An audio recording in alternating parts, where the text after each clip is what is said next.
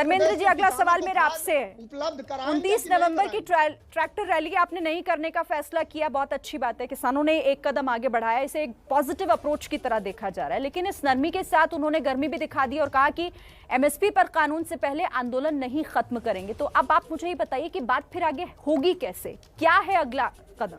नहीं, जैसे अब तक बात हुई ऐसे ही आगे हो जाएगी। कोई हमारी 3 कानून की वापसी की अकेली मांग थोड़े थी भाई। एमएसपी की बात हमारी पहले दिन से है और हमारा ये कहना है कि 3 काले कानून वापस हो और एमएसपी कानून गारंटी बने। हाँ, ये बात सही है कि उसके टर्म ऑफ रेफरेंस क्या होंगे, उसका स्वरूप क्या होगा, इसके लिए जो वो कह रहे हैं कि कमेटी बना देंगे, हम उसके लिए तैयार हैं। लेकिन उनको इसको लो को तो लेकर आना पड़ेगा एक बार सैद्धांतिक रूप से। धर्मेंद्र जी, आपकी आवाज नहीं आ पा रही है। भाई मैं तो आपके आप मुझे सुन रहे हैं? हाँ, मैं सुन रहा हूँ जी। आवाज क्यों नहीं आ रही मुझे नहीं पता। जी बोलिए। आवाज आई? हाँ आप बोलिए। हाँ, मेरा कहना ये है कि देखिए, पहले दिन से ही हमारा बिल्कुल एजेंडा स्पष्ट है कि 3 कानून वापस हों, एमएसपी कानून गारंटी बने।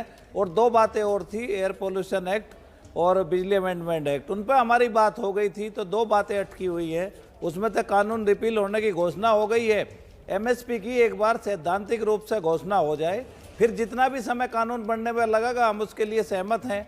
बाकी रही बात मुकदमे और जो दूसरी चीज़ें हैं, देखिए वो हम साथ लेके नहीं आए थे। कानून आए, कानून पे आंदोलन हुआ, आंदोलन के कारण मुकदमे लगे, 700 साथी हमारे शहीद हुए।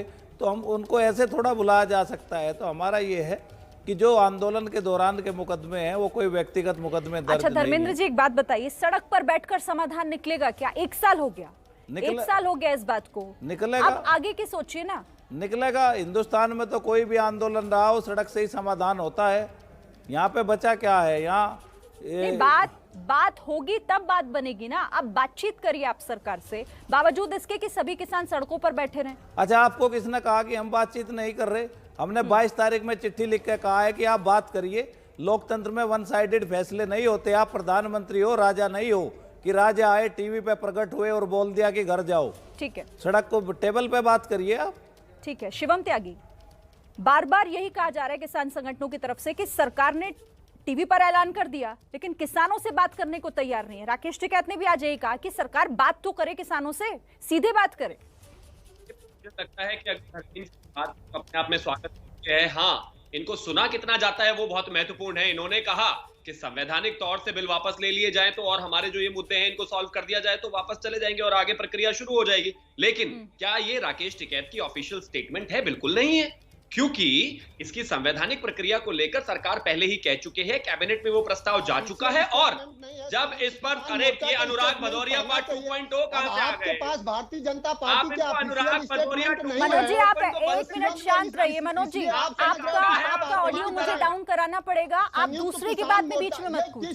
नहीं, बीच में मत कूदिए। नहीं, ऐसे डिबेट नहीं हो पाएगी। माफ कीजिएगा मनोज जी, मुझे आपको ऑडियो डाउन कराना पड़ेगा। इसी तरह मनोज जी सभी लोग लग रहे हैं।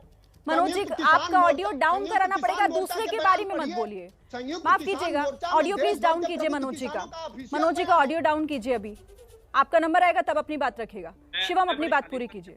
कुछ सेकंड्स में अपनी बात इस तरीके से करने का कोई फायदा नहीं है। ये डिजिटल लिंचिंग करना बंद कर दीजिए समाजवादी के प्रवक्ता। और दूसरी बात, मैं लगातार फिर बात इसको कहता हूं कि जिस तरह से धर्मेंद्र जी ने कहा, इन्होंने कहा कि अगर संवैधानिक तरीके से बिल को वापस लिया जाए और मुकदमे और उन पर बात की जाए और कमेटी ऑलरेडी बना चुके हैं, अगर ये सब हो जाए तो किसान वापस चले जाएंगे। और अगर ऐसा ऑफिशियल स्टैंड है इनका तो इस हिसाब से तो मुझे लगता है कि 7 दिन और वो किसान खाली कर देंगे सड़कें। लेकिन मेरा मानना है, और जो अभी तक राकेश टिकैत जी का स्टेटमेंट रहा है और उनका जो मत रहा है, उसे देखकर कहीं नहीं लगता वो वापस जाने के मूड में है।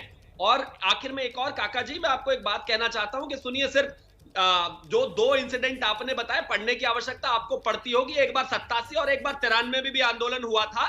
तो जिस महेंद्र टिकैत जी ने इस देश में कृषि में इतना काम किया, उनको इस तरह से ब्रश ऑफ मत कीजिए। तो जब आप तैयारी करके आते हो बेहतर तरीके से आए। खैर, मैं आगे चलता हूं। यहां पर महत्वपूर्ण बात एक और भी है सिरीन जी। सरकार ने इस बात पर कहा है कि जब एमएसपी की हम बात करते हैं, हमने कमेटी एक गठन किया है। कमेटी का मतलब क्या है कि एमएसपी ऐसा तो नहीं है कि जो आज कानून बना तो 100 साल तक वही चलेगा। साल दर साल उसका रिव्यू प्रोसेस, उसमें लोग कौन होंगे, तमाम तरह की चीजें हैं। मुझे लगता है यही तो बड़ी बात है ना शिवम, यही बड़ी बात है कि किसानों को समझाया नहीं जा सका इन तमाम बातों को लेकर। धर्मेंद्र मलिक भी कह रहे थे, आप चलिए ठीक है राकेश टिकैत को छोड़ दीजिए, उसके बाद संयुक्त किसान मोर्चा आपने सुना आज प्रेस कॉन्फ्रेंस में भी यही कहा कि हम सरकार से सीधे बात करना चाहते हैं। ठीक है, आप सभी हमारे साथ बने रहिए।